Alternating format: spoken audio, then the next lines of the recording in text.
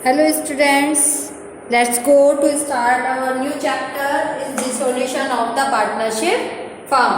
ठीक है, तो जैसे कि हमने आज आपको क्लास में भी पढ़ाया था डिसोल्यूशन ऑफ पार्टनरशिप फर्म के बारे में कि किस तरह से मतलब इसका मीनिंग क्या है, क्या क्या डिफरेंस है, कौन कौन से अकाउंट्स जो है वो हमें यहाँ पर मेंशन करने होते हैं। ठीक है, जनरल ट्रांजेक्शन्स कैसे बनाते हैं, ओवरऑल हमने सारा आपको बताया था कि जनरल ट्रांजेक्शन किस तरह से आपको करनी है। तो अब बारी आती है क्वेश्चंस को करने की। ठीक है, तो क्वेश्चंस को देखना है कि किस तरह से करना है। अगर हम बात करें जो आपके क्वेश्चन है, स्टार्टिंग में आपको कम से कम 15-16 क्वेश्चन जो है वो जनरल ट्रांजेक्शन के दिए हुए हैं। और जैसे कि मैंने आपको बताया था कि लास्ट ईयर भी जनरल ट्रांजेक्शन करने के लिए आया था पेपर में, एग्जाम में, मतलब बोर्ड एग्जाम में, और लास्ट ईयर भी बोर्ड एग्जाम में जनरल ट्रांजेक्शन ही करने के लिए आपका आया था। सो अब हमें देखना है कि जनरल ट्रांजेक्शन्स किस तरह से करनी होती है। This is very important. तो आपको ध्यान से जनरल ट्रांजेक्शन की प्रैक्टिस करनी है। और मैंने आज आपको समझाया भी था कि जनरल ट्रांजेक्शन किस तरह से होती है। आज हम कुछ क्वेश्चन है उनको सॉल्व करते हैं जनरल ट्रांजेक्शन के।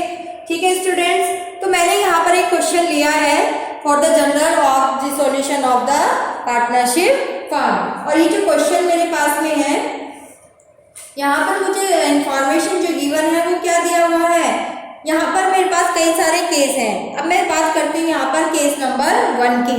ठीक है, केस नंबर 1 में मुझे यहाँ पर दिया हुआ है डिसोल्यूशन एक्सपेंस। ठीक है, यानी कि जब आपकी फर्म का डिसोल्यूशन हो रहा है उस टाइम पर फर्म के कुछ एक्सपेंस हैं। ठीक है, तो एक्सपेंस है तो पेमेंट करना होगा। सो टू पे the expense of the firm आपको क्या करना पड़ेगा। ट्रांजेक्शन यहाँ पर क्वेश्चन में करने के लिए हमें कहा गया है और क्या ट्रांजेक्शन हम यहाँ पर करेंगे। ठीक है, तो इन केस नंबर फर्स्ट हमारी जो ट्रांजेक्शन होती है वो आ जाती है realisation account debit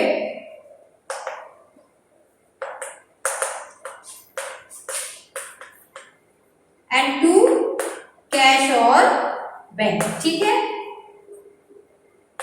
bank account. तो ये ट्रांजेक्शन हमारी बन जाती है। और नरेशन में क्या लिखेंगे आप, बीइंग एक्सपेंस पेड। ठीक है, हमने एक्सपेंस को क्या किया है, यहाँ पर पेमेंट किया है। और अब बात करते हैं यहाँ पर, तो कैश और बैंक की हमने कहा है आपको, और हमने बताया भी था अकॉर्डिंग टू क्वेश्चन जो भी आपको इंस्ट्रक्शन होगी आप कैश रखेंगे या फिर आप बैंक रखेंगे। ठीक है, तो अब बात करते हैं केस नंबर 2 की। केस नंबर 2 में भी हमें यहाँ पर डिसोल्यूशन एक्सपेंस ही दिया हुआ है, but this dissolution expense paid by the partner Prabhu. ठीक है, और सेकंड जो ट्रांजेक्शन दी है उसमें भी हमें एक्सपेंस को ही पेमेंट करने के लिए कहा है, but this expense paid by the partner Prabhu. ठीक है, हमने यहाँ पर अमाउंट नहीं लिखी थी, एक बार हम यहाँ पर अमाउंट भी लिख देते हैं। This expense amount is 800। अब नेक्स्ट कंडीशन में भी सेम ही अमाउंट हमें यहाँ पर दी हुई है क्वेश्चन में, लेकिन यहाँ पर हमें कोई इंस्ट्रक्शन नहीं थी कि कौन पेमेंट कर रहा है। ठीक है, it is paid by the firm. तो वो वहां पर हम क्या शो करेंगे, टू कैश और बैंक, या तो कैश रखेंगे या फिर बैंक रखेंगे। नेक्स्ट वन कंडीशन, अब आपका जो क्वेश्चन है, जो सेकंड केस है, वहां पर भी डिसोल्यूशन एक्सपेंस जो है वो पेमेंट किया जा रहा है। फर्म का डिसोल्यूशन एक्सपेंस है 800 rupees and this expense paid by the partner Prabhu.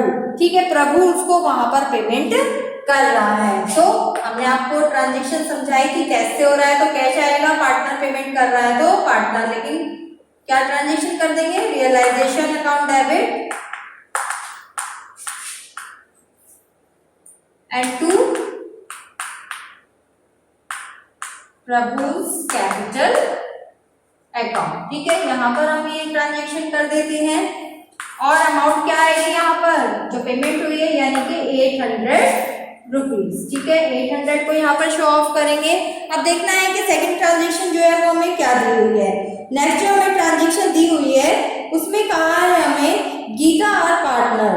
ठीक है, गीता जो है वो एक पार्टनर है, was appointed to look after the dissolution work। Gita को एज ए पार्टनर जो हमने अपॉइंट किया था, वो डिसोल्यूशन वर्क जो है वो आपका देख रही है यहाँ पर, and for which she was allowing a remuneration of ₹10,000।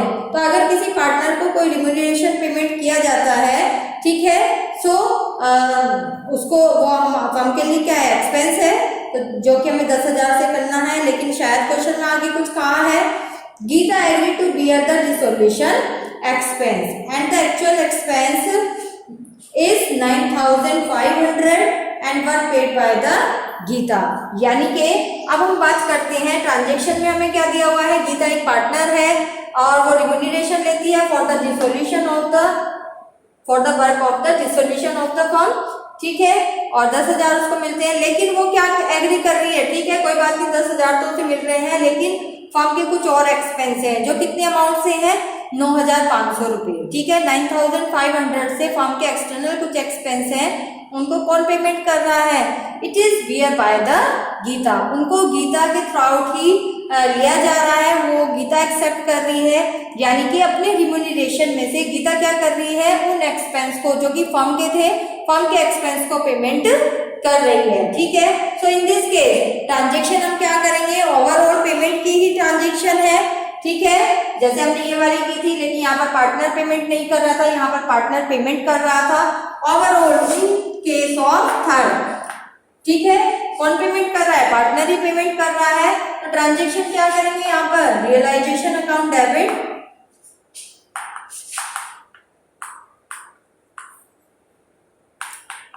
To Geeta capital account, ठीक है। तो यहाँ पर गीता को क्या किया जा रहा है, रिम्यूनरेशन पेमेंट किया जा रहा है, जिसके थ्रू आउट गीता क्या कर रही थी, जो फर्म के एक्सपेंस थे उनको पेमेंट कर रही थी, ठीक है। तो यहाँ पर अमाउंट क्या जाएगी, जो उनकी थी, यानी कि 10,000, ठीक है। 10,000 से यहाँ पर हम अमाउंट को शो ऑफ करेंगे। अब नेक्स्ट जो ट्रांजेक्शन है उसको भी एक बार देख लेते हैं। ट्रांजेक्शन में हमें क्या गिवन है, नेक्स्ट जो ट्रांजेक्शन है उसमें हमें दिया हुआ है जानकी है पार्टनर, यहाँ पर जानकी है जो एक पार्टनर है, agree to look after the dissolution work. यहाँ पर भी सेम जो पहले वाली कंडीशन थी गीता वाली, सेम इसी तरह की एक और ट्रांजेक्शन हमें दी है कि यहाँ पर जानकी है जो पार्टनर है वो भी लुक आफ्टर करती है डिसोल्यूशन वर्क को, ठीक है। गीता रिम्यूनरेशन ले रही थी, लेकिन जानकी जो है वो क्या रिसीव कर रही है, शी रिसीव द कमीशन, वो कमीशन लेती है, कितना, 5,000 रुपये से। And agree to bear the dissolution expense, और वो भी डिसोल्यूशन एक्सपेंस को एक्सेप्ट कर रही है। And actual dissolution expense is 5,500 were paid by Mohan another partner on behalf of Janaki, ठीक है। तो यहाँ पर जो है एक्सटर्नल एक्सपेंस है आपका एक, और वो मोहन के थ्रू पेमेंट किया जा रहा है, बट ओवरऑल यहाँ पर जो आपका पार्टनर है जानकी, उसका जो कमीशन है वो अमाउंट कितनी है आपकी यहाँ पर, 5,000। तो इन दिस केस हम यहाँ पर क्या करेंगे, जैसे हमने यहाँ पर 10,000 को शो किया था, वैसे ही यहाँ पर हम क्या शो करेंगे, realisation account debit and to Janaki capital account, ठीक है। यहाँ पर भी हम इसी तरह से ये ट्रांजेक्शन करेंगे and overall this transaction by 5,000 rupees, 5,000 से हम इस ट्रांजेक्शन को नोट आउट करेंगे। अब देखता है कि एक दो ट्रांजेक्शन और इस क्वेश्चन में हमें दी है, वो क्या दी हुई है। ओवरऑल यहाँ पर जो नेक्स्ट फिफ्थ जो ट्रांजेक्शन हमें दी है वो दी है, a partner Kavita agree to look after the dissolution process for the commission, ठीक है। ये भी यहाँ पर डिसोल्यूशन की कंडीशन को लुक आफ्टर कर रही है और कमीशन लेती है 9,000 रुपये से।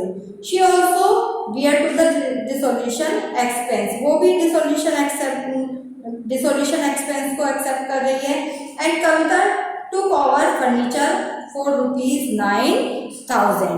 तो माय डियर स्टूडेंट्स, हमने आपको क्या समझाया था कि अगर कोई भी फर्म की लायबिलिटी है उसको पेमेंट करने के लिए अगर एसेट का यूज किया जाता है, ठीक है, तो एसेट का यूज किया जाता है तो वहां पर उसकी कोई ट्रांजेक्शन नहीं होती है। सो इन दिस केस अगर मैं बात करती हूँ कि यहाँ पर हमारे जो ये पार्टनर थे, ठीक है, इनका नाम था कविता।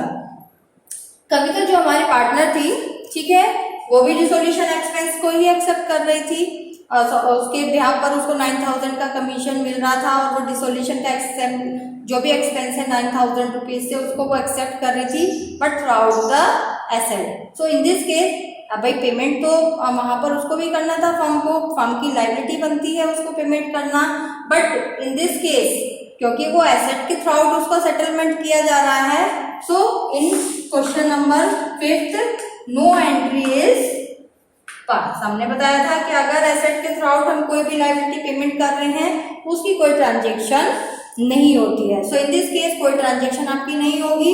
अब एक केस और यहाँ पर रह जाता है और ये केस है हमारा ए डेप्टर, ठीक है।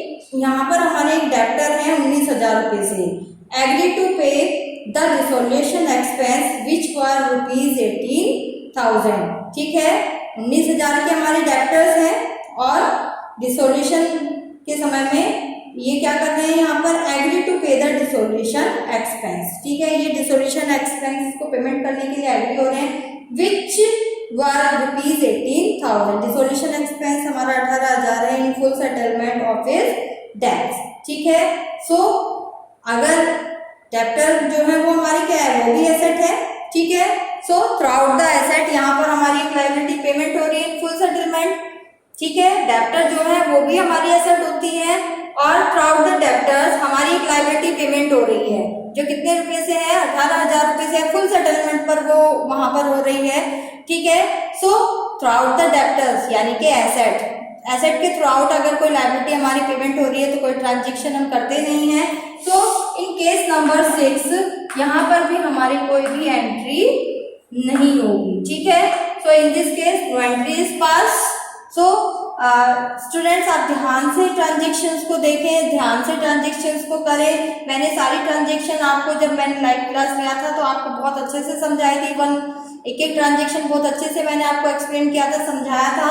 तो अगर यहाँ पर कोई ट्रांजेक्शन आपको समझ में नहीं आती है तो आप मुझे कॉल भी कर सकते हैं, मैसेज भी कर सकते हैं।